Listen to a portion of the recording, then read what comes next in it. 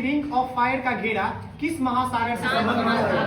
प्रशांत महासागर से संबंधित है। ठीक sir. Jwalamukhi ring of fire का घेरा प्रशांत महासागर से संबंधित है। आगे आपको बताना है, भारत में जंगली गधे कहाँ पाए जाते हैं? कच्छ के रण में पाए जाते हैं। जंगली गधे जो कहाँ पाए जाते हैं? कच्छ के रण में पाए जाते हैं। ठीक है ना। आगे आपको बताना है, बिहार में पंचायती राज अधिनियम 2006 में दो ग्रामों की बैठक के बीच अधिकतम कितनी अवधि निर्धारित की गई? 3 माह। ठीक है ना। यानी कि अगर आप ग्राम सभा जो गांव में होती है ना, ग्राम सभा जो होती है पंचायती राज व्यवस्था के तहत, तो 2006 का अधिनियम कहता है कि इस दो ग्राम सभाओं के बीच में तो मैक्सिमम टाइम पीरियड होना चाहिए वो 3 महीने का। 3 महीने से ज्यादा, 90 दिन से ज्यादा नहीं होना चाहिए। उससे पहले आप करवा ले तो हमें कोई एतराज नहीं, लेकिन 3 महीने के अंदर में आपको करवाना ही होगा। ठीक है ना। आगे आपको बताना, और ये 2006 का पंचायती राज अधिनियम का था बिहार सरकार का।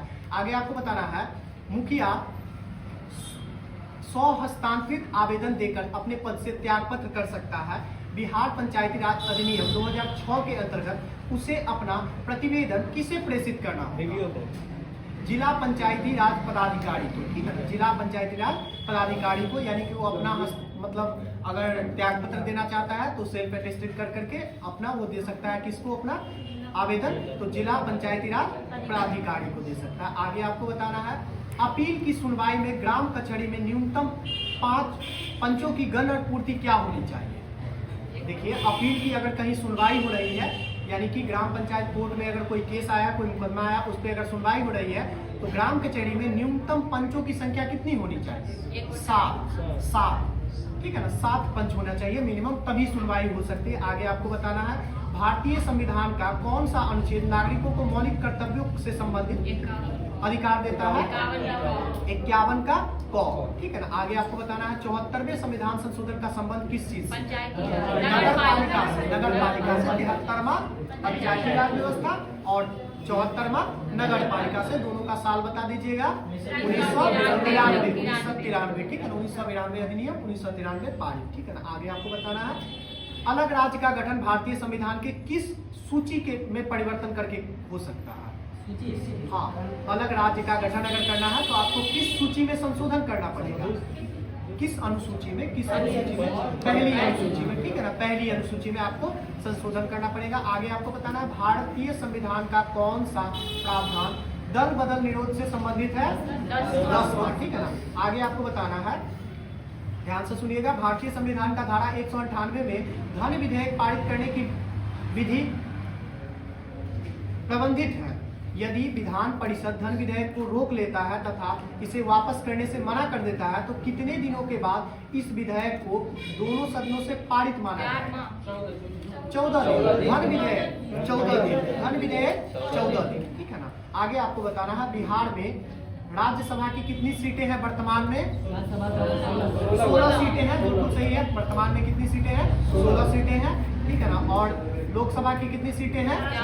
40 सीटें हैं। और विधानसभा की कितनी सीटें हैं? 243 सीटें हैं। और विधान परिषद की कितनी सीटें हैं? 75 सीटें हैं बिहार में। यही 4 है। आगे आपको बताना है, प्रथम लोकसभा का स्पीकर कौन थे? जीवी मावलंकर जी। प्रथम लोकसभा के स्पीकर कौन थे? जीवी मावलंकर जी थे। आगे आपको बताना, मंगलयान जो है 5 नवंबर 2013 को श्रीहरिकोटा से प्रक्षेपित किया गया था। श्रीहरिकोटा किस राज्य में अवस्थित है?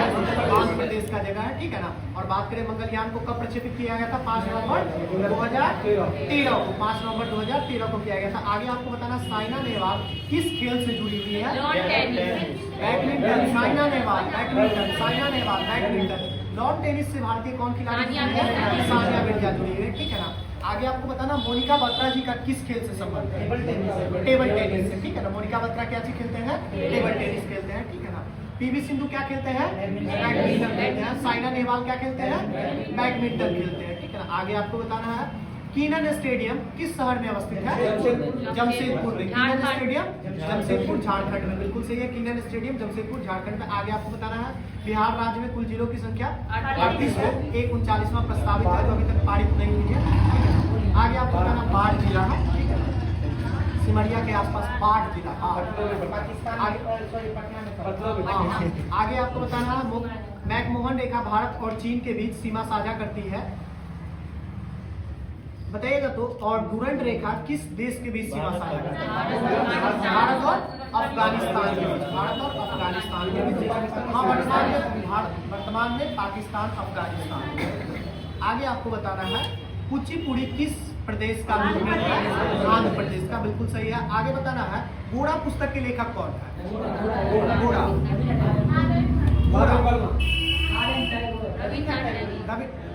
मुंशी प्रेमचंद।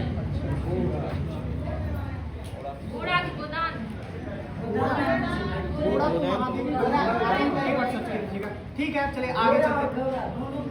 ठीक है ना, ये घोड़ा लिखा हुआ है, घोड़ा पुस्तक एक बार सर्च कीजिए। तो आगे आपको बताना है फिजी की राजधानी कहाँ है? सुवा। फिजी की राजधानी सुवा। आगे आपको बताना है द गाइड उपन्यास के लेखक कौन है? आर के नारायण। द गाइड आर के नारायण जी। द गाइड के लेखक कौन है? आर के नारायण। और द गाइड क्या हुआ? घोड़ा। ठीक है ना, ठीक है। चलिए आगे आपको बताना द घोड़ा, हाँ, घोड़ा पुस्तक के लेखक आर एन टैगोर ही हो जाएंगे।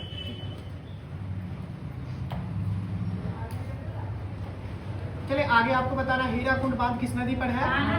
महानदी पर है। ठीक है ना, और किस राज्य में है? उड़ीसा में है। ठीक है ना, आगे आपको बताना है किस फसल की खेती भारत में सर्वाधिक होती है? धान की खेती। धान। ठीक है ना, भारत में सबसे ज्यादा किस फसल की खेती होती है? धान की खेती। और आगे आपको बताना है धान का खेती करने वाला सबसे ज्यादा कौन सा राज्य करता है? पश्चिम बंगाल करता है। आगे आपको बताना है दिनार किस देश की मुद्रा है? दिनार इराक की मुद्रा है। इराक की मुद्रा है। आगे आपको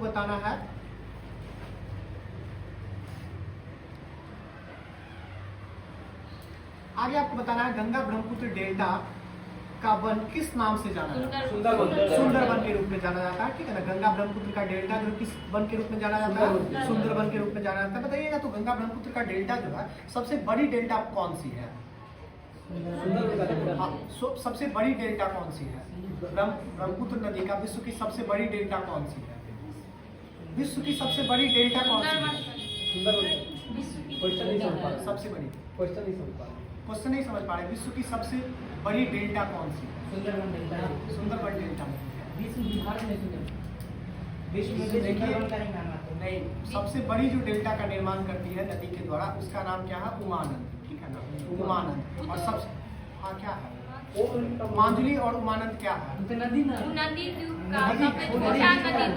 सबसे छोटा वही है, डेल्टा ही है ना। सबसे बड़ी नदी द्वीप है माजुली। द्वीप है, वो द्वीप हो जाते हैं। ठीक है ना, मांजुली सबसे बड़ी और उमानंद सबसे छोटा हो जाता है। ठीक है ना, जो कौन नदी के द्वारा बनाया जाता है? ब्रह्मपुत्र नदी के द्वारा बनाया जाता है। ब्रह्मपुत्र नदी के द्वारा बनाया जाता है। ठीक है, और असम राज्य में बनाती है। चलिए आगे आपको बताना मालगुडी डेज के लेखक कौन है? आर के नारायण। और द गाइड के लेखक आर के नारायण ही है। आगे आपको बताना है कालिदास सम्मान पुरस्कार कहाँ प्रारंभ किया है? मध्य प्रदेश सरकार के द्वारा कालिदास सम्मान पुरस्कार कहाँ सम्मान मतलब दिया जाता है? तो मध्य प्रदेश गवर्नमेंट के द्वारा दिया जाता है। आगे आपको बताना पंचतंत्र के लेखक कौन? विष्णु शर्मा जी है। आगे आपको बताना है बर्मा जो है ब्रिटिश राज से कब अलग हुआ? 1937 में। ठीक है ना, अधिनियम 1937 का ही था। ठीक है ना, बर्मा बताते हैं 1935 के अधिनियम से 1937 में वो अलग हो गया था। ठीक है ना, और बर्मा पर से अगर पूछेगा कि ब्रिटिश राज का पूरा प्रतिनिधित्व कब खत्म हुआ है, पूरा अधिकार कब खत्म हुआ? 1948 में खत्म हुआ है। ठीक है ना, बर्मा जो है ना सो ब्रिटिश भारत से अलग हो गया 1937 में, 1935 के अधिनियम से। लेकिन बर्मा को जो है तब तक शासन कर ही रहा था कौन? ब्रिटिश। लेकिन 1948 में जाकर के शासन को समाप्त करता है। ठीक है ना, हाँ, 1947 भारत और 1948 बर्मा, यानी कि म्यांमार की बात कर रहे हैं। आगे आपको बताना है पटना उच्च न्यायालय की स्थापना कब हुई है? 1916 में हुई है। पटना उच्च न्यायालय 1916 में हुई है। आगे आपको बताना है पीएमसीएच का निर्माण कब हुआ है? 1925 में हुआ। 1925 में हुआ। और आगे आपको बताना पटना विश्वविद्यालय की स्थापना कब हुई है? 1917 में हुई। देखिए 16 पहले बिहार राज्य की स्थापना 1912, बिहार राज्य 1912। 4 साल बाद अपना हाईकोर्ट 1916। उसके बाद 1 साल बाद अपना विश्वविद्यालय पटना विश्वविद्यालय 1917। उसके बाद फिर जो है सो आपको 25 में जो है पीएमसीएच यानी कि अपना मेडिकल हॉस्पिटल भी हो जाता है। चलिए आगे आपको बताना इसी कड़ी में भारतीय राष्ट्रीय कांग्रेस के प्रथम महिला अध्यक्ष कौन? भारतीय राष्ट्रीय कांग्रेस एनी बेसेंट जी थे। ठीक है ना, भारतीय राष्ट्रीय कांग्रेस की पहली महिला अध्यक्ष कौन थे? एनी बेसेंट जी। आगे आपको बताना है आजादी के बाद भारत और नेपाल के बीच प्रथम शांति और मित्रता संधि किस वर्ष काठमांडू में हस्ताक्षरित हुई है? नेपाल और भारत के बीच 1950 में हुआ है। स्वतंत्रता के बाद जो है ना भारत और नेपाल के बीच जो है काठमांडू में एक MOU पे हस्ताक्षर हुआ है जो शांति समझौता था। ठीक है ना, कि अब हम लोग भाई भाई बनते रहेंगे। तो बेटी रोटी का रिश्ता भी हाँ, बेटी रोटी का रिश्ता भी नाम दिया गया था। ठीक है ना, तो 1950 में साइन हुआ है। ठीक है ना, MOU में। आगे आपको बताना है सर्वेंट ऑफ इंडिया सोसाइटी की स्थापना किसके द्वारा की गई? गोपाल कृष्ण गोखले के द्वारा। सर्वेंट ऑफ इंडिया सोसाइटी की स्थापना गोपाल कृष्ण गोखले के द्वारा। आगे आपको बताना है जब बैरोमीटर का पारा अचानक गिर जाता है तो क्या इंगित करता है? आंधी तूफान का इंगित करता है, तेज झंझावात को इंगित करता है। आगे आपको बताना है पोलियो का कारण क्या है? वायरस या बैक्टीरिया?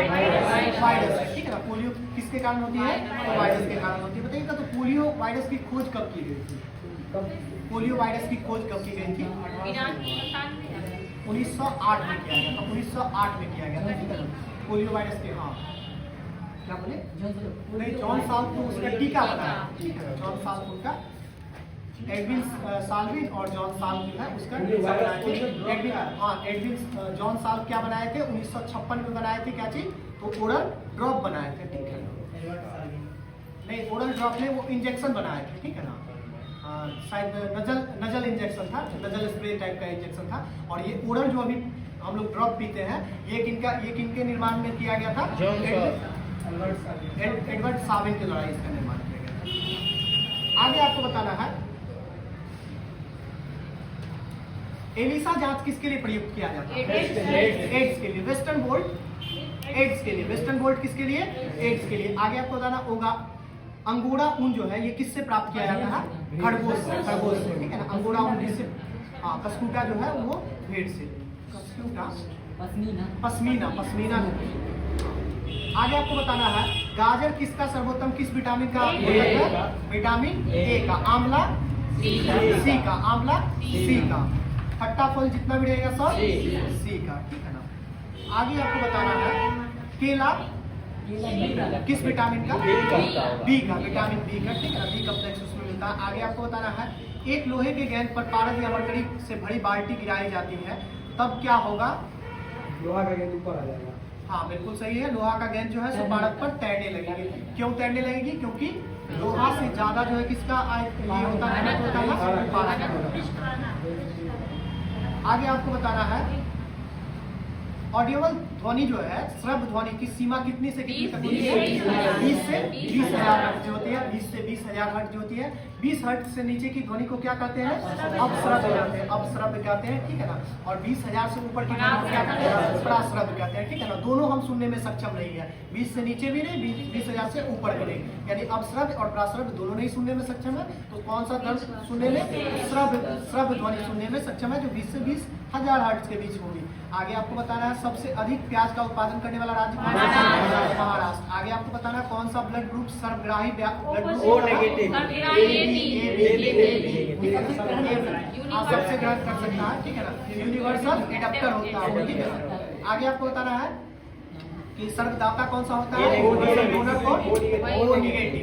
ठीक है ना, ओ नेगेटिव वो यूनिवर्सल डोनर होता है और यूनिवर्सल एडेप्टर कौन होता है? ए बी होता है। ठीक है ना, आगे आपको बताना वायुमंडल में ट्रोपोस्फीयर के ऊपर की परत को किस नाम से जाना जाता है? स्ट्रेटोस्फीयर ना, स्ट्रेटोस्फीयर। ट्रोपोस्फीयर के ऊपर स्ट्रेटोस्फीयर। आगे आपको बताना कौन सी विटामिन जल में घुलनशील होती है? विटामिन बी और सी। विटामिन बी और सी। विटामिन बी और सी। उसके बाद के ई डी ए जितना होता है वो किस में वर्षा में घुलनशील होता है। आगे आपको बताना है दही का खट्टापन किसके कारण होता है? लैक्टिक एसिड के कारण होता है। दही का खट्टापन लैक्टिक एसिड के कारण। आगे आपको बताना है डेसिबल का प्रयोग किसके मापन में किया जाता है? ध्वनि की तीव्रता। डेसिबल का मापन किसमें? ध्वनि की तीव्रता को। आगे आपको बताना है ब्लड कैंसर को आमतौर पर किस नाम से जाना जाता है? ल्यूकेमिया। ब्लड कैंसर को आमतौर पर किस नाम से जाना जाता है? ल्यूकेमिया। आगे आपको बताना है 3 दिसंबर 1984 को भोपाल में हुई गैस रिसाव के कारण हजारों लोगों की मृत्यु हुई थी। इसमें किस गैस का रिसाव हुआ? Methyl isocyanide. Methyl isocyanide. Methyl isocyanide MIC बोलते हैं ना, MIC। बताइएगा तो MIC का जो रिसाव हुआ था ये किस कंपनी की लापरवाही के कारण हुआ था? Union carbide. Union carbide company थी। ठीक है, यूनियन कार्बाइड कंपनी थी जो क्या चीज बनाती थी, उर्वरक बनाती थी, ठीक है ना, उर्वरक क्या हुआ, MIC मिथाइल आइसोसाइनेट का क्या। आगे आपको बताना मिथाइल आइसोसाइनेट MIC करके याद रखिएगा। आगे आपको बताना पागलपंथी का जो है स्थापना किसके द्वारा किया गया था, पागलपंथ का करम शाह के द्वारा, ठीक है ना। पागलपंथ का जो स्थापना किया गया था वो किसके द्वारा किया गया था, करम शाह के द्वारा। आगे आपको बताना है फैराजी कौन थे, तो ये हाजी शरीयतुल्लाह के अनुयायी थे, ठीक है ना, फॉलोअर थे हाजी शरीयतुल्लाह के। फैराजी जो है ना हाजी शरीयतुल्लाह के फॉलोअर थे, अनुयायी थे। आगे आपको बताना है रामोसी विद्रोह सही रूप से किस भौगोलिक इलाके में हुआ था, रामोसी बिल्कुल सही है, पश्चिमी घाट में। रामोसी विद्रोह जो है ना सही रूप से किस भौगोलिक क्षेत्र में हुआ था, तो पश्चिमी घाट का जो क्षेत्र है, पश्चिमी घाट के क्षेत्र में हुआ था। आगे आपको बताना भारत में मीडिया का नियंत्रण करने के लिए एक्ट को कब पारित किया गया है, मीडिया को नियंत्रित करने के लिए। देखिए सबसे पहले ये 1835 से चालू होता है, ठीक है ना, 1835, 1867, 1878, 1908, ठीक है ना, 1835, 1867, 1878, 1908। क्या हुआ,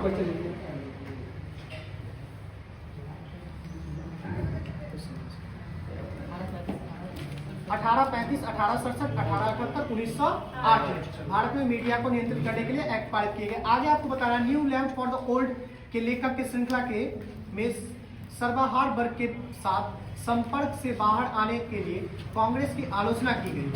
इनके लेखक कौन है, यानी न्यू लैंप्स फॉर ओल्ड के लेखक कौन है, अरविंद घोष के द्वारा लिखा गया था, ठीक है ना। न्यू लैंप्स फॉर ओल्ड किसके द्वारा लिखा गया था, अरविंद घोष के द्वारा लिखा गया था, ठीक है ना।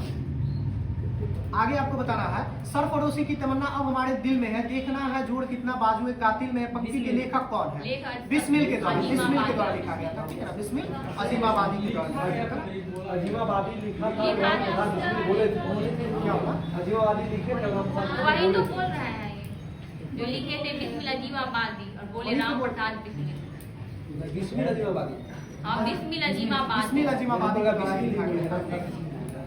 और राम देखिए Bismil Azimabadi is another person और Ram Prasad Bismil is another person, दोनों दो व्यक्ति हैं, ठीक है ना, दोनों में बिस्मिल आता है।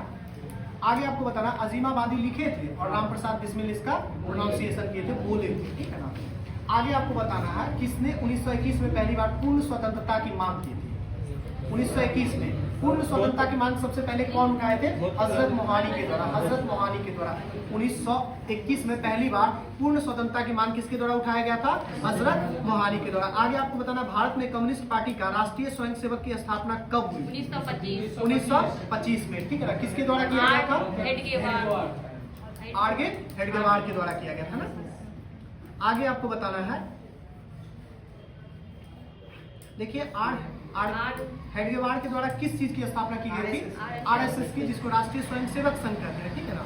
और भारत में कम्युनिस्ट पार्टी की स्थापना का श्रेय किसे दिया जाता है, तो ये MN रॉय को दिया जाता है, MN रॉय जी को दिया जाता है। और दोनों 1925 में ही स्थापना हुई, भारतीय कम्युनिस्ट पार्टी और उसके बाद RSS, दोनों का स्थापना कब हुआ है, 1925 में ही हुआ है, ठीक है ना।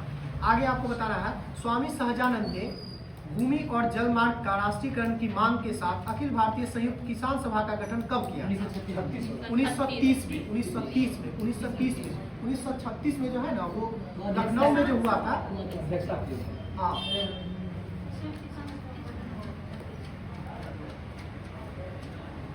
ठीक है 1936 ही होगा, 1930 गलत लिखा हुआ है, 1936 ही होगा, क्योंकि हाँ अखिल भारतीय संयुक्त किसान सभा का जो पहला अधिवेशन में होता है कहाँ होता है, लखनऊ में होता है, 1936 में इसकी स्थापना की जाती है, किसके द्वारा, स्वामी सहजानंद सरस्वती के द्वारा किया जाता है। आगे आपको बताना है बघेरा का विद्रोह कब हुआ था, बघेरा विद्रोह कहाँ हुआ था, बड़ोदरा गुजरात में हुआ था, ठीक है ना। आगे आपको बताना है कौन सा गोलमेज सम्मेलन 1932 में हुआ था, तीसरा गोलमेज सम्मेलन हुआ था, ठीक है ना। और तीनों का डेट बताइएगा, पहला गोलमेज सम्मेलन कब हुआ था, 12 नवंबर 1930 को, 12 नवंबर 1930 को। द्वितीय गोलमेज सम्मेलन होता है 7 सितंबर 1931 को, 7 सितंबर 1931 को दूसरा होता है, और तीसरा कब होता है, 17 नवंबर 1932 को। 12, 7, 17 नवंबर, सितंबर, नवंबर, 12, 7, 17 नवंबर, सितंबर, नवंबर, ऐसे करके याद रखिएगा। और 30 से चालू होता है, 32 तक खत्म हो जाता है। 30, 31, 32। चलिए आगे आपको बताना है,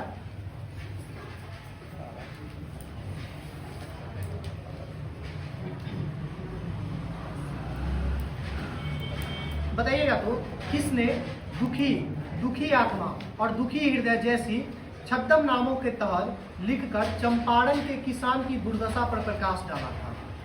देखिए, एक लेख लिखते थे, ठीक है ना, उसके नीचे कभी लिख देते थे दुखी, कभी लिख देते थे दुखी आत्मा, कभी लिख देते थे दुखी नाम, ऐसे छद्म नामों से अपना लेख लिखते थे और चंपारण के किसान का दुर्दशा पर प्रकाश डालते थे। ये कौन लिखते थे? ऐसा लेख कौन लिखते थे? पीर मोहम्मद मुनीस, ठीक है ना, लिख लीजिएगा इसको अच्छे से नोट कीजिएगा। तो किसने दुखी आत्मा और दुखी हृदय जैसे छद्म नामों से लिखकर चंपारण के किसान दुर्दशा पर प्रकाश डाला था? तो पीर मोहम्मद मुनीस ऐसा लेख लिखते थे, ठीक है ना। चलिए आगे बताना है, किसने दुखी आत्मा और दुखी हृदय जैसे छद्म नामों से लेख लिख करके चंपारण के किसानों की दुर्दशा पर प्रकाश डाला था? पीर मोहम्मद मुनीस जी के द्वारा लिखा जाता था लेख। आगे आपको बताना है, और छद्म नाम के साथ बताइएगा तो जब सुभाष चंद्र बोस कोलकाता गए थे, तो वो किस छद्म नाम से कोलकाता गए थे? काबुल जा रहे थे ना? हाँ, तो काबुल, तो कोलकाता में जो रुके थे वो किस छद्म नाम से रुके थे? जियाउद्दीन के नाम से। मोहम्मद जियाउद्दीन या फिर ऐसे हाँ, सुभाष चंद्र जियाउद्दीन के नाम से ही रुके थे, छद्म नाम से जियाउद्दीन, यानी कि अपना छुपा हुआ नाम बदल करके गए थे। आगे आपको बताना है, लौंग पौधे के किस भाग से प्राप्त किया जाता है? पुष्पकली से प्राप्त किया जाता है, ठीक है ना। आगे आपको बताना है, किस वर्ष कृषि और संबंध क्षेत्रों पर वार्षिक और औसत वृद्धि पर नकारात्मक हो गई थी? 2002-3 में, ठीक है ना। कृषि जो है, कृषि क्षेत्र में औसत वृद्धि दर जो है ना, स्थिर मूल्यों पर जो है नकारात्मक हो गई थी, 2002-3 में हो गई थी। आगे आपको बताना है, ऑन्कोजीन किससे संबंधित है? ऑन्कोजीन कैंसर के रोग से, ठीक है ना। ऑन्कोजीन जो है ना, किसका वैज्ञानिक नाम है? तो कैंसर रोग का जो अध्ययन करते हैं वो ऑन्कोजीन के अंतर्गत ही करते हैं। आगे आपको बताना है, सबसे अधिक क्रियाशील धातु कौन सी है? सोडियम। सबसे अधिक क्रियाशील धातु कौन सी है? हो सकता है, ठीक है, ऑप्शन में हो सकता है ना, ऑप्शन के द्वारा ही आएगा। चलिए आगे आपको बताना है, डीएनए को किसके अंतः पाया जाता है? डीएनए को किसने अंतःपात्र में बनाया था, यानी कि सिंथेसाइज कौन किए थे? तो आर्थर कॉर्नबर्ग किए थे, ठीक है ना। आगे आपको बताना है, वर्ष 1945 में नागासाकी में गिराए गए बम में से कौन सा विस्फोटक पदार्थ का प्रयोग किया गया था? नागासाकी में वो तो नाम था, इसका प्लूटोनियम का प्रयोग किया गया था, ठीक है ना। प्लूटोनियम का प्रयोग किया गया था 1935। बताइएगा तो विश्व में सबसे पहली परमाणु त्रासदी कब घटती है? कब घटती है? 6 अगस्त 1945 को। कहाँ पे? हिरोशिमा पे, ठीक है ना। सबसे पहली जो विश्व की सबसे पहली जो परमाणु त्रासदी होती है वो 6 अगस्त 1945 को कहाँ पे? हिरोशिमा में होती है। और 9 अगस्त 1945 को कहाँ पे? नागासाकी में होती है। और दोनों कहाँ का शहर है? जापान। आगे आपको बताना है, पृथ्वी सूर्य के चारों ओर घूमती है, सर्वप्रथम ऐसा किसने बताया? कोपर्निकस के द्वारा। आगे आपको बताना है, कौन सा तत्व सभी कार्बनिक यौगिक में मिलता है? कार्बन। सभी कार्बनिक यौगिक में तो मुख्य रूप से मिलेगा ही कार्बन। आगे आपको बताना है, एक स्वस्थ मनुष्य के रक्त में कुल परिमाप कितना होता है? ब्लड कितना होता है एक स्वस्थ मनुष्य में? 5 से 6 लीटर। बिल्कुल सही है, 5 से 6 लीटर, ठीक है ना। बताइएगा तो 5 से 6 लीटर से नीचे जब ये आ जाएगा तो इसको किस नाम से जानेंगे? एस्कीमिया। एनीमिया नहीं, एनीमिया तब होता है जब रक्त तो सही मात्रा में होता है, उसमें हीमोग्लोबिन की मात्रा घट जाती है तो एनीमिया होती है। अगर रक्त घट जाएगा तो इसको एस्कीमिया बोलेंगे। 5 से 6 लीटर से नीचे आएगा एस्कीमिया हो जाएगा। आगे आपको बताना है, यकृत एवं मांसपेशियों, क्या हुआ? अधिकतम मतलब दान कितना लीटर कर सकता है? अधिकतम मतलब कोई पुरुष कितना दान कर सकता है एक बार में? दान कर सकता है 2 यूनिट तक, उसके स्वास्थ्य पे निर्भर करता है, ठीक है ना। ऐसा कोई लिमिट सेट अभी तक नहीं किया गया है कि कोई कितना, हाँ, लेकिन 2 यूनिट तक कर सकता है, उसके वो स्वास्थ्य पे निर्भर करता है। चलिए आगे आपको बताना है, बताइएगा तो यकृत एवं मांसपेशियों में ऊर्जा किस रूप में जमा होती है? ग्लाइकोजन के रूप में जमा होती है, ठीक है ना, ग्लाइकोजन के रूप में होती है। आगे आपको बताना है जीवाणु की खोज किसके द्वारा किया गया था? लीवेनहॉक के द्वारा। जीवाणु की खोज किसके द्वारा? लीवेनहॉक के द्वारा किया गया था। आगे आपको बताना है जीवों में अत्यधिक विविधता का कारण क्या है? विविधता का कारण क्या है? सहभागिता, ठीक है। जीवों में अत्यधिक विविधता का कारण क्या है? सहभागिता। और अब कभी अगर ऐसा इसमें ऑप्शन देना कि जीवों में अत्यधिक विविधता का कारण क्या है, तो लैंगिक जनन या अलैंगिक जनन, तो उसमें आंसर क्या दीजिएगा? लैंगिक जनन, लैंगिक जनन, अलैंगिक नहीं, लैंगिक जनन, ठीक है। जीवों में जो अत्यधिक विविधता का कारण क्या हो जाता है? तो सहभागिता अथवा लैंगिक जनन। आगे आपको बताना है कीट संवर्धन क्या होता है?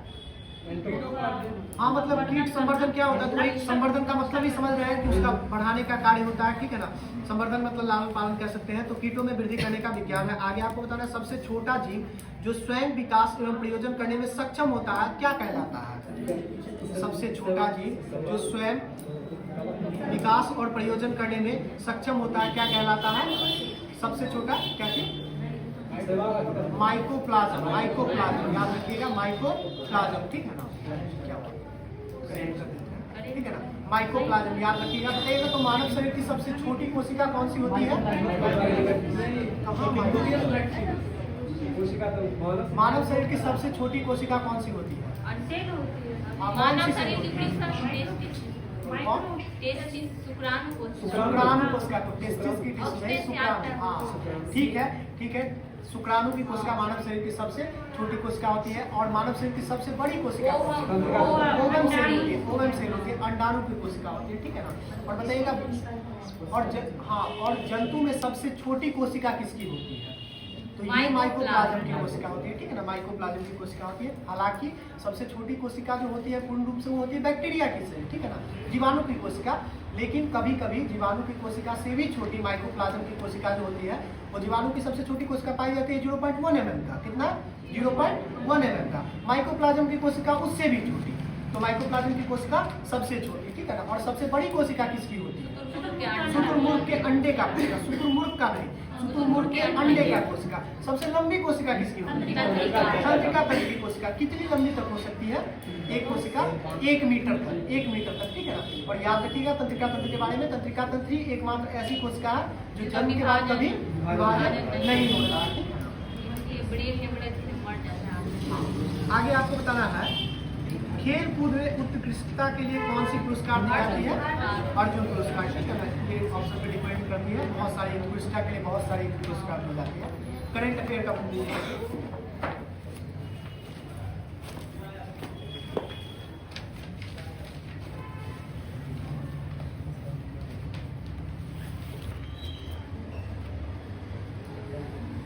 चलिए 10 आप जो है सो 10 इंडेक्स याद करते हैं और 10 का 10 अभी याद करके ही जाएंगे। 10 ही इंडेक्स याद करेंगे लेकिन पूरा पूरा याद करेंगे।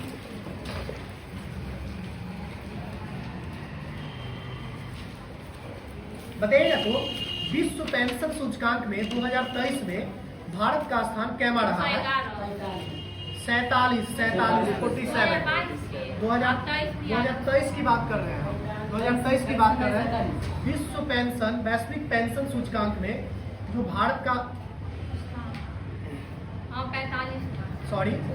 45 होगा, 47 गलत बोल दिए थे। 47 टोटल देश ही शामिल हुआ है, ठीक है ना, जिसमें नीदरलैंड पहला स्थान लाया है।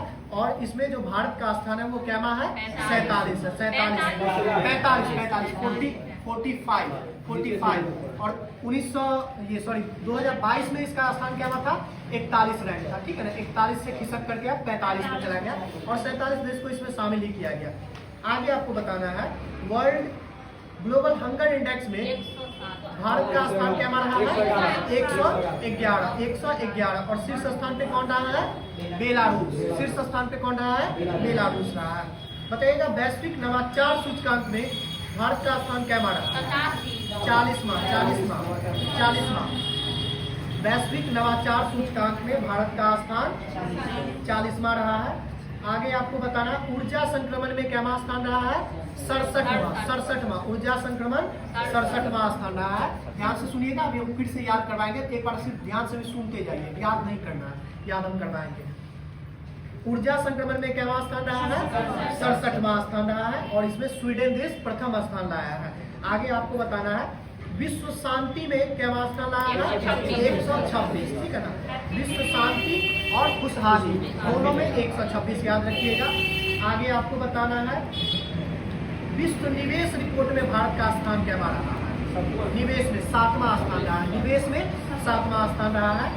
आगे आपको बताना है हेनले पासपोर्ट इंडेक्स में 2023 में भारत का स्थान 80वां रहा। 80वां रहा। और इसमें जापान को पिछा करके कौन सा देश आ गया है? सिंगापुर आ गया। सिंगापुर की राजधानी सिंगापुर सिटी। बहुत अच्छा है। आगे आपको बताना है जेंडर गैप इंडेक्स में, ग्लोबल जेंडर गैप इंडेक्स में भारत का स्थान 127 और पहला स्थान हमेशा की तरह आइसलैंड बनाए हुए है, आइसलैंड। ठीक है ना। और ये क्या है? ग्लोबल जेंडर गैप इंडेक्स रहा है। आगे आपको बताना है सतत विकास रिपोर्ट में भारत का स्थान क्या रहा है? 112। सतत विकास रिपोर्ट में भारत का स्थान 112। आगे आपको बताना है विपो के अंतरराष्ट्रीय बौद्धिक संपदा सूचकांक में भारत का स्थान 42। ठीक है ना, इसको याद नहीं करना है, याद हम अभी करवा रहे हैं। आगे आपको बताना है विश्व प्रेस स्वतंत्रता सूचकांक में भारत का स्थान 161वां। बहुत ही शर्मनाक स्कोर 161वां। पहला रैंक पे कौन रहा है? नॉर्वे देश रहा है। ठीक है ना। और ये क्या है? विश्व प्रेस स्वतंत्रता सूचकांक। विश्व प्रेस स्वतंत्रता सूचकांक 22 का 150 था। 22 का 150 था। ठीक है ना। आगे आपको बताना है लॉजिस्टिक परफॉर्मेंस इंडेक्स में भारत का स्थान क्या रहा है? लॉजिस्टिक परफॉर्मेंस इंडेक्स में भारत का स्थान 38वां रहा है। और इसमें पहला स्थान कौन लाया है? सिंगापुर आया है। ठीक है ना।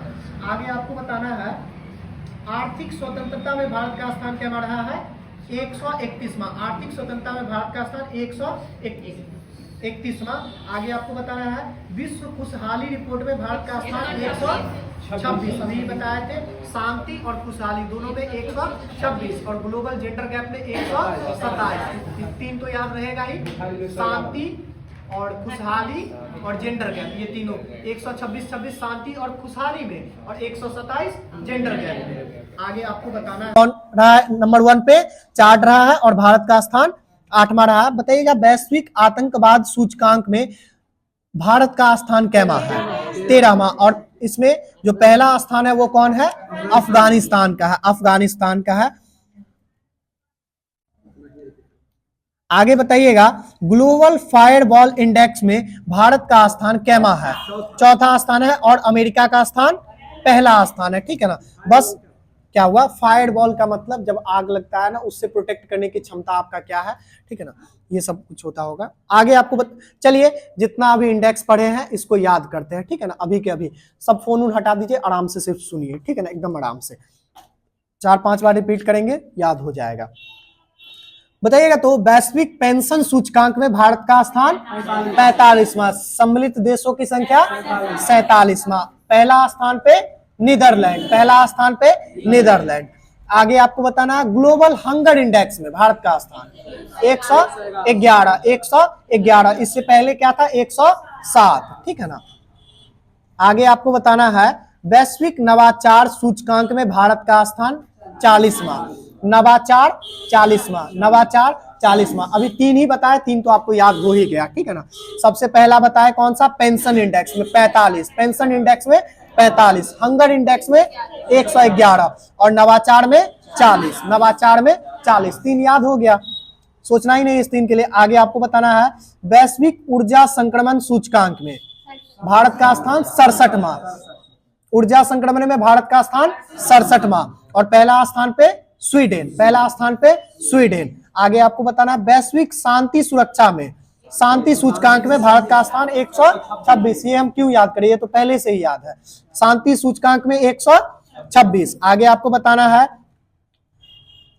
विश्व निवेश रिपोर्ट में भारत का स्थान 7वां। निवेश रिपोर्ट में 7वां। निवेश रिपोर्ट में 7वां।